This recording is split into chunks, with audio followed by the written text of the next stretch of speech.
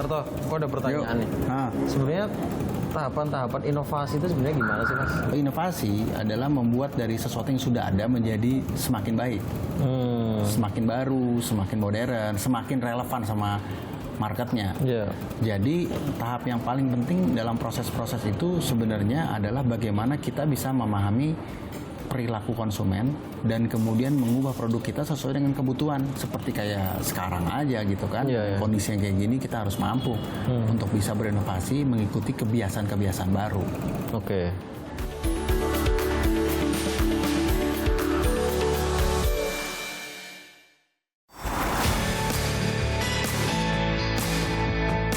Kita tuh di Jakarta ya, lagi asik ngomongin soal inovasi, khususnya pada saat pandemi kemarin ya. Kita tuh ada aja tuh istilah soal pivoting lah, soal harus punya inovasi bisnis lah gitu. Di Jogja kayak gitu nggak? Iya, di Jogja juga dia banyak juga pengusaha-pengusaha yang merubah model bisnisnya jadi inovasi-inovasi baru, Mas. Tapi kan agak susah ya kalau menurutku nih, aku nggak tahu, mungkin aku salah. Di Jogja kan kebanyakan produk-produknya sangat klasik tradisional ya. Pasti sulit ya kalau inovasi untuk produk-produk skala-skala tradisional seperti itu. Mungkin nggak? Ya emang di Jogja tuh banyak produk tradisional, tapi kan harus lihat satu brand yang namanya bakpia Pia. Dia produk tradisional emang, tapi dia bisa nyulap bakpia jadi produk yang modern banget. Oh iya? Bakpia yang awalnya dipandang cuma tradisional kan, ikonik Jogja yang tradisional, tapi dia bisa go internasional sampai Australia segala. Kowe kenal sama yang punya? Kenal. Oh ya? Iya. Oh, keren juga. Dia tuh di bakpia Pia. Kelezatan bakpia ternyata telah menggugah hasrat seorang ibu bernama Rasuna untuk membuat bakpia yang lebih lezat dari yang asli yang selama ini dikenal orang. Atas dasar ingin membuat bakpia yang beyond original, Bakpia Pia pun hadir meramaikan pasar oleh-oleh di Yogyakarta. Saya lihat potensi bakpia itu di Jogja ini bagus ya. Kita coba untuk jual. Nah, alhamdulillah ya, mereka senang ya dengan apa yang kami buat. Kami mulai dengan tetangga, kita jual dengan teman-teman dulu, seperti itu. Mereka repeat order terus.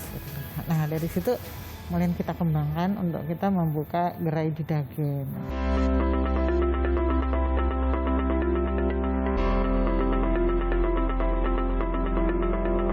Berkembangnya kami coba untuk berinovasi dengan beberapa produk karena saya suka meng-create produk. Nah, itu bagian dari hobi saya. Itu jadi sehingga saya coba untuk bakpia itu berbeda rasanya dengan yang lain. Kami coba diisi ya, ada feeling kayak kita makan roti itu kan ada feeling coklatnya, ada toppingnya. Kita coba create ke situ untuk bakpia. Alhamdulillah rasanya nyambung ya gitu loh. Kita kasih durian, kasih selai nanas, itu nyambung banget gitu ya.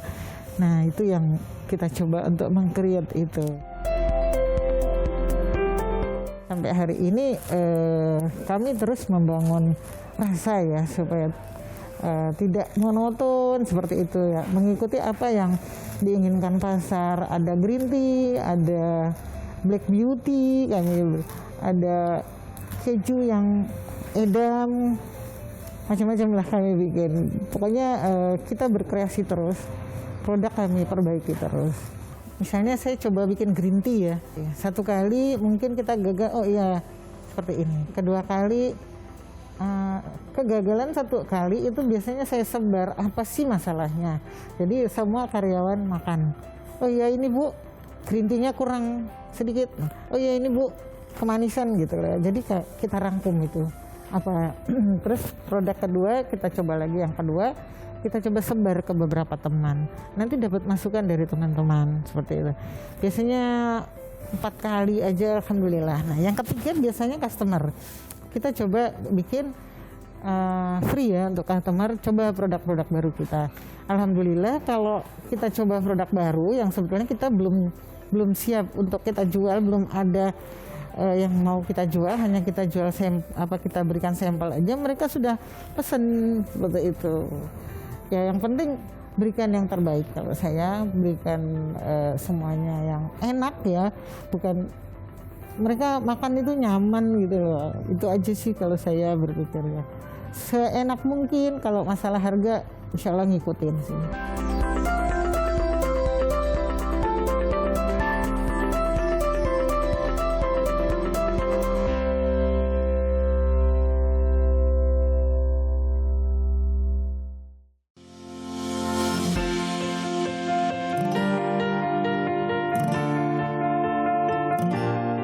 Apa yang diceritakan Ardi keren. Beberapa waktu yang lalu, Ardi sempat menyambangi brand yang relatif baru, Bakpia Pia namanya, untuk mencari tahu soal inovasi apa yang mereka jalankan demi mengusung kebaruan produk mereka agar lebih bisa long lasting, memenuhi tuntutan zaman dan pelanggan. Ardi tidak sendirian, ia ditemani Abdul, seorang mantri BRI yang juga ingin tahu tentang inovasi yang dilakukan oleh brand-brand lokal di Yogyakarta. Kita tahu kalau pertama kali orang pionir gitu ya, itu pasti kan lebih sulit ya Mas ya, karena kita membuat sesuatu yang sangat baru gitu. Pertama kali membuat bakpia pia ini terus dilemparkan ke pasar, itu respon pasar awal tuh gimana sih? Apakah langsung seneng atau ada penolakan dulu Mas awalnya? Kita coba kita tuh sangat seperti Rasulullah tuh bahwa 40 ke kanan, 40 ke kiri, ya kan, ke belakang, ke depan gitu. Jadi kita emang samplingnya ke tetangga dulu mesti. Oke. Jadi sampling, kita lihat ke tetangga, ke orang-orang terdekat kita. Terus kemudian ketika ada penerimaan lanjut, kita nekat aja deh, kita keluarin karena udah ada poin lah ibaratnya dari yang terdekat kita. Dan tapi sampai sekarang pun kita selalu ada pembenahan gitu. Nah, respon pasar itu kita terus terang sampai sekarang ada pembenahan karena di pasaran itu yang namanya bumbu dan lain-lain itu tuh selalu bertumbuh, maka kita juga harus beradaptasi. Jadi dulu membuat ini itu berdasarkan karena demand pasar bakpia yang di Jogja itu tanda kutip memang demand-nya besar, atau memang ya saya senang ingin membuat sebuah inovasi bakpia baru aku lempar ke pasar, atau karena ada opportunity itu baru membuat bakpia inovasi ini? Ibu saya bercerita bahwa latar belakangnya adalah pertama itu sebenarnya adalah karena beliau itu selalu memberikan makanan yang paling sehat dengan ingredient yang terbaik gitu. Oke. Terus kemudian yang kedua adalah dilihat dari saudara-saudara yang kalau kesini itu nyarinya bakpia terus gitu. Ya. Jadi sesimpel itu kemudian kita coba lempar ke sana. Terus kemudian karena kunci keberhasilan wirausaha itu adalah kenekatan. Oh, betul. Yang penting lempar dulu. Take action dulu ya. Ketika ada masukan-masukan, kita coba benahi sedikit demi sedikit gitu untuk memberikan yang terbaik ke masyarakat. Mas Abdul, ini kan bakpia termasuk salah satu ikon Jogja ya, apalagi ini bakpia inovasi ya. Gimana menurut Mas Abdul tentang potensi bakpia pia ini, bahkan ini sudah keluar negeri ya Mas Tano ya? Alhamdulillah. Pameran ke beberapa negara, sudah ada demand pasar ke sana.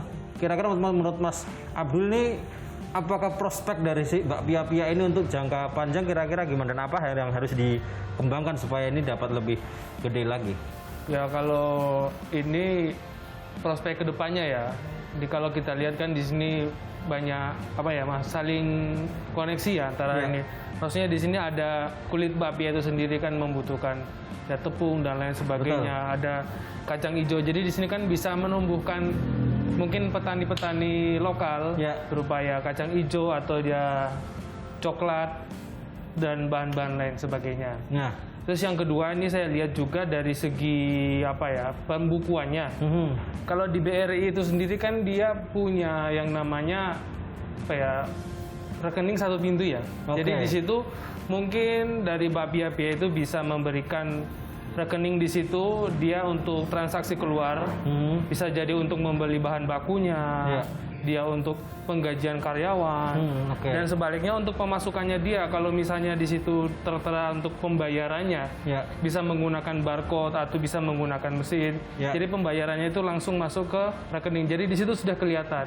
Kedepannya juga kan perbankan itu untuk membaca masalah omsetnya itu kan bisa dilihat dari situ aja.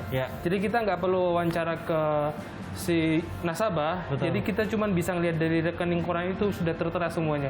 Omsetnya dia berapa, pengeluaran dia berapa, pemasukannya dia berapa.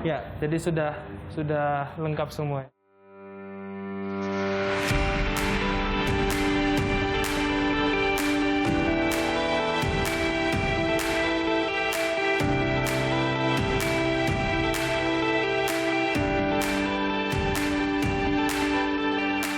Ini yang menarik sekarang rasa-rasa, dan saya baru pernah dengar bakpia kan tuh umur simpannya sebenarnya kan pendek ya Mas ya. Tapi kok bisa gitu dia bisa sampai ke luar negeri, itu ceritanya gimana dulu Mas? Ya dimulai dari nekat lagi. Kita coba dulu, terus kemudian kita selain inovasi di rasa tapi juga inovasi teknologi. Teknologi apa? Yaitu teknologi pengawetan. Pengawetan yang paling paling sehat apa sih gitu. Ternyata masih bisa kok kita mengawetkannya dari sudut pandang packaging gitu. Maka kita coba investasi alat vakum nitrogen seperti itu, terus kemudian kita tambahin seperti silika itu yang pengawet silika gel mengurangi kadar air ya, kadar air seperti itu. Jadi dan juga kita pernah dulu nyoba kita vakum gitu. Kita vakum tapi kemudian bentuknya juga keempat akhirnya jadi bakpia penyet nanti jadi inovasi lagi berarti.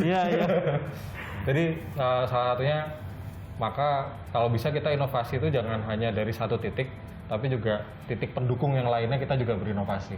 Betul sih. Ini yang menarik kan gini, banyak orang itu berinovasi, ide-ide liar tapi pada akhirnya prapayu gitu. Dia nggak laku gitu. Tetapi bakpia melakukan sebuah inovasi yang dilandasi terhadap pasar gitu. Jadi dia marketable istilahnya.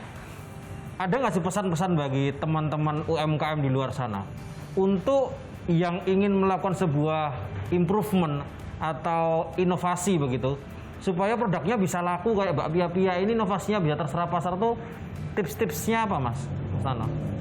Tips-tipsnya adalah kembali lagi ketika kita mencari jodoh gitu.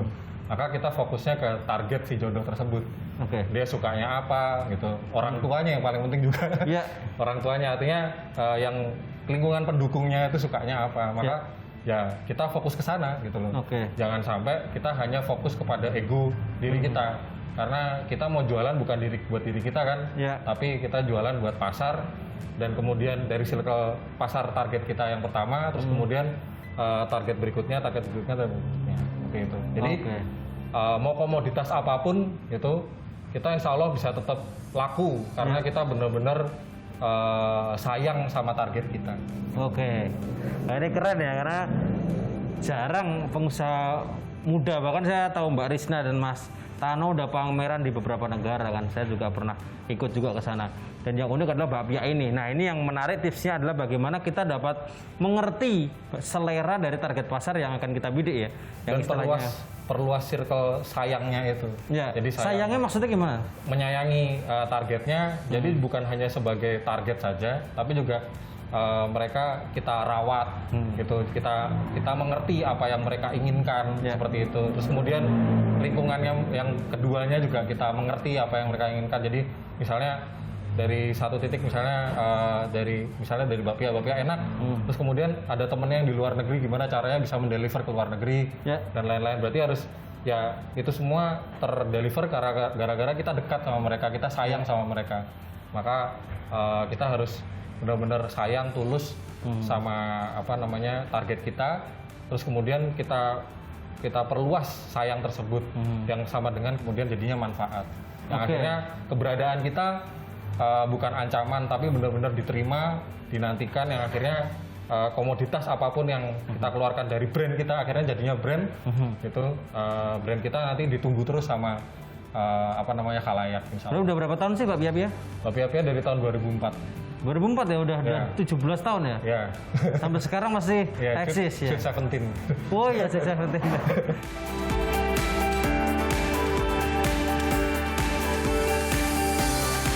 Takjub aku tahu bakpia Pia bisa begitu ya. Iya, aku juga dulu nggak pernah nyangka dia bisa pameran ke Malaysia. Itu ya, kreativitas tuh bisa ditarik sampai seliar itu ternyata ya. Iya, betul.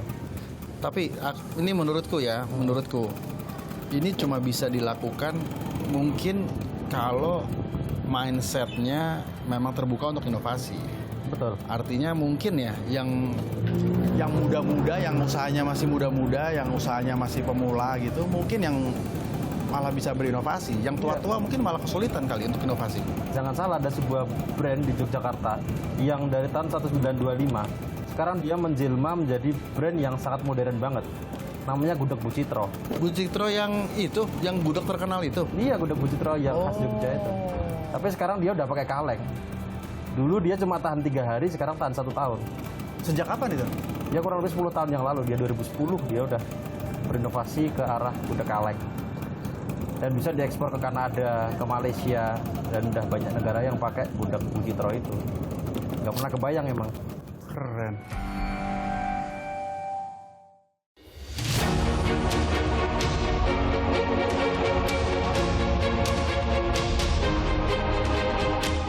Pelaku usaha memang harus bisa move on, supaya nggak digilas zaman. Melakukan inovasi memang tidak mudah. Perlu pemikiran dan konsep yang komprehensif agar proses mewujudkannya tidak seperti berjalan di atas air, mengambang, terombang-ambing, dan ujung-ujungnya hanya mengikuti arus tren. Sayang kan?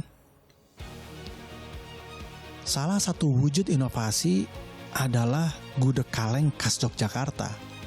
Terciptanya sekitar tahun 2011 dan pencetus dari gudeg kaleng ini adalah Gudeg Bu Citro.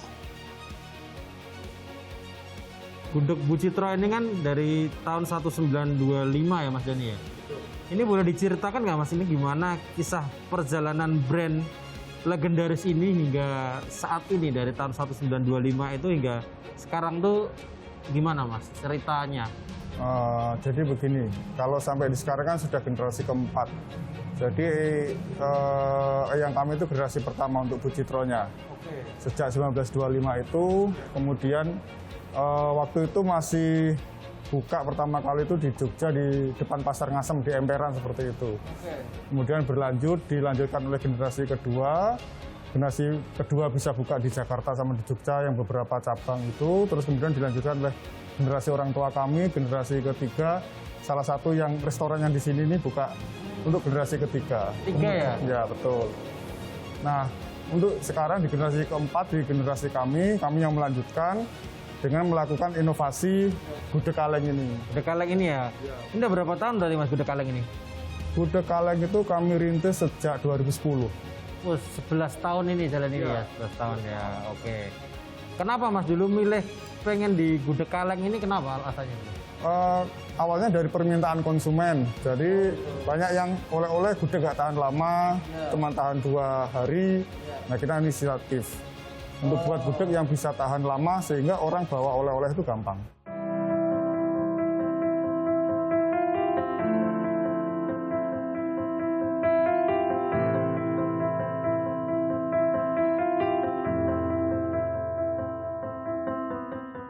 Mas, kalau dari segi produk, kan memang Bu Citro sudah melakukan inovasi yang cukup besar ya, dengan membuat gudeg kaleng yang awalnya nggak tahan lama, dari gudeg tradisional sekarang bisa tahan 1 tahun. Terus dari segi pemasaran sendiri, apakah selain dijual di restoran-restoran outlet milik Bu Citro sendiri, ada nggak sih inovasi dari segi pemasaran yang dilakukan oleh Bu Citro? Jadi kan memang sekarang sudah ada tren digital ya. Jadi kita sekarang pemasarannya ada offline, ada online.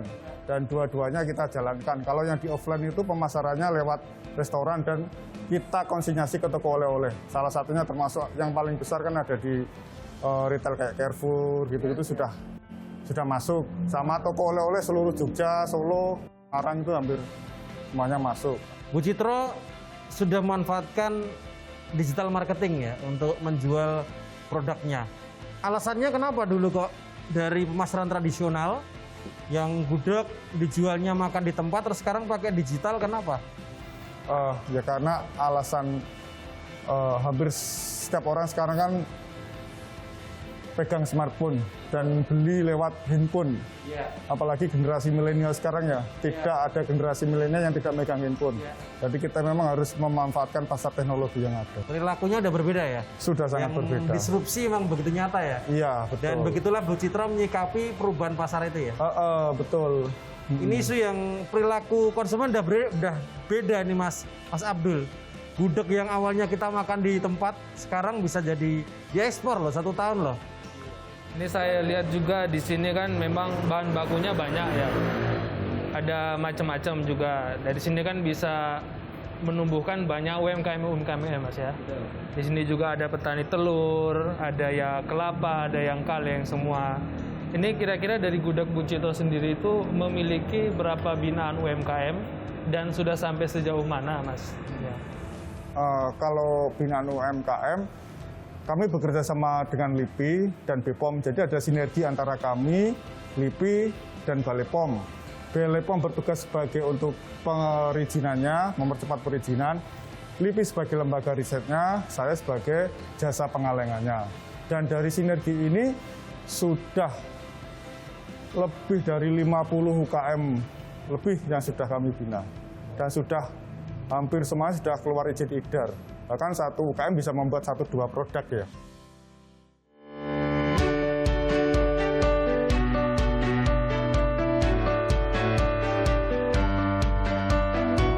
Tips atau saran bagi teman-teman yang baru saja memulai usaha. Anak-anak muda, Mas Danu juga anak muda yang sekarang menjalankan usaha gudeg legendaris. Itu bagaimana sih caranya supaya usaha itu dapat terus sustain, dapat terus berkelanjutan. Jadi tidak hanya viral sesaat terus dia hancur. Ada nggak kira-kira tips atau saran bagi teman-teman sekalian supaya usahanya sustain? Yang pertama itu harus sungguh-sungguh ya, tidak boleh setengah hati. Yang kedua konsisten. Dan yang ketiga bisa menjaga kualitas itu. 3 poin itu poin penting. Banyak usaha yang sebuka boom langsung hancur karena kualitas tidak terjaga. Nah, keunggulan di kami itu kita mengedepankan kualitas. Dari dulu rasanya ya tetap Ya enak seperti kayak gini itu ya.